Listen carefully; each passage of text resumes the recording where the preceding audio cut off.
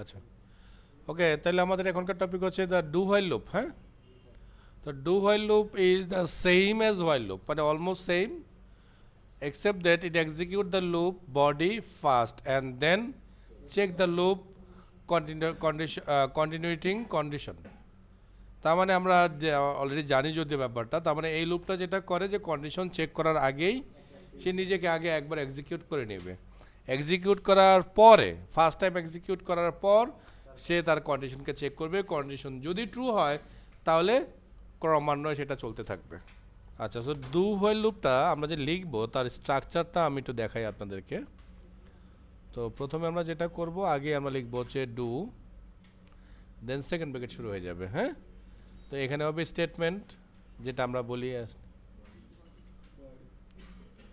Statement, বা আমি যেটাকে বলি বডি, ওরাও বলে, নট আমি বলি, কিন্তু ওরাও কিন্তু বলছে। হ্যাঁ, সো বডি, দেন আমরা লিখবো এখানে অথবা এখানে হোয়াইল কন্ডিশন।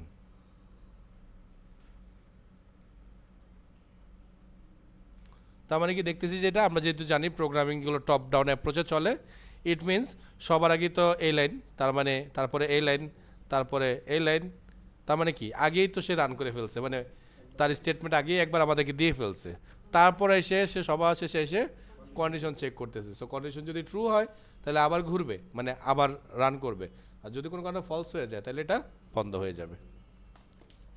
আচ্ছা, তাহলে আমরা ডু হোয়াইলের একটা এক্সাম্পল দেখবো। তো আমরা যেটা করবো, আমরা একটা ফ্যাক্টরিয়াল নাম্বার বের করবো। সো সবার আগে আমরা যেটা করি, আমরা ইউজারের কাছ থেকে আগে ইনপুটটা নিয়ে নিই।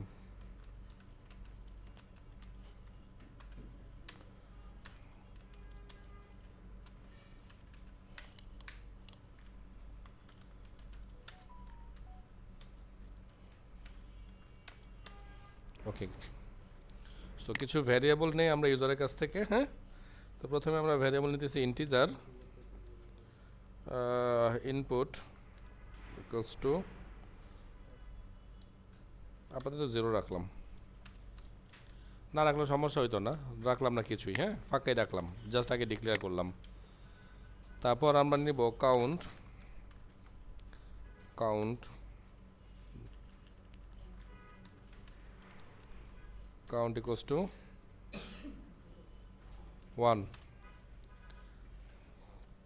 তারপরে আমরা লিখতেছি ফ্যাক্টোরিয়াল, এটাকে আমরা লং টাইপের ডাটা দিতেছি। হ্যাঁ, ইকুয়ালস টু 1। আচ্ছা, ফ্যাক্টোরিয়ালের ভ্যালু আমরা 0 না ধরে 1 ধরলাম কেন জানেন? কারণ আমরা জানেন কি না যে একের ফ্যাক্টোরিয়াল কিন্তু 1, এবং তো যদি 0 থেকেও ফ্যাক্টোরিয়াল চায় সেটাও একই হবে, একই হয়। আচ্ছা, ধরে নিলাম 0 কোনো ফ্যাক্টোরিয়াল, একের ফ্যাক্টোরিয়াল 1, এতটুকু মাথায় রাখেন তাইলেই হবে। ওকে, সো এবার আমরা শুরু করতেছি। তাহলে প্রথমে আমরা যেটা করি, ইউজারের কাছ থেকে ভ্যালু ইনপুট করি। হ্যাঁ, এন্টার ভ্যালু এতটুকুই রাখলাম। হ্যাঁ, ইউজার 4 5 যা দিয়ে দিল। তাহলে আমি যে ইউজার ইনপুট নিয়েছিলাম, যে ইনপুটের মধ্যে আমি স্ক্যানারকে ইনিশিয়ালাইজ করলাম। ওকে, দেন এবার আমরা শুরু করতেছি ইফ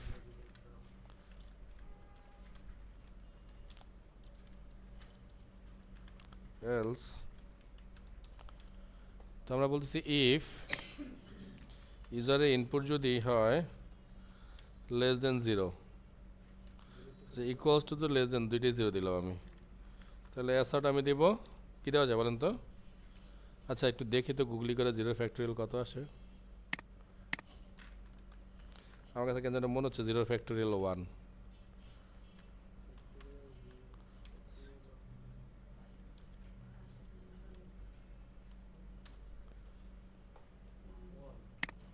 তাই জানতাম আমি, ঠিক আছে। ইভেন তো নট অনলি, হ্যাঁ 0, মাইনাস কোনো ভেরিয়েবল ভ্যালু যদি দিয়ে দেই সেই ক্ষেত্রে ভ্যালু চেঞ্জ হবে। হ্যাঁ, তাহলে আমি এখানে দিলাম জাস্ট কম। তো 0 যদি ছোট হয় তাহলে সিস্টেম ডট প্রিন্টে কী দিব আমরা,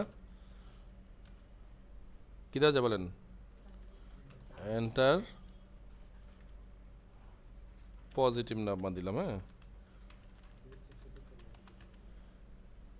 পজিটিভ কি লিখলাম এটা, হ্যাঁ পজিটিভ নাম্বার, বানান বললে মাফ করে দিয়েন। আচ্ছা, আর এইখানে আমরা লিখব ডু এলস এর মধ্যে, হ্যাঁ ডু ফ্যাক্টোরিয়াল, কি লিখবো আমরা, আই প্লাস প্লাস, আর এখানে আমরা দেব হোয়াইল, আরে সর্বনাশ, হোয়াইল, হ্যাঁ স্যার সরি আমি করতেছি, হ্যাঁ আর এইটা হবে কাউন্ট হবে অলওয়েজ লেস দেন অথবা ইকুয়াল হতে পারে কার, ইউজার ইনপুট।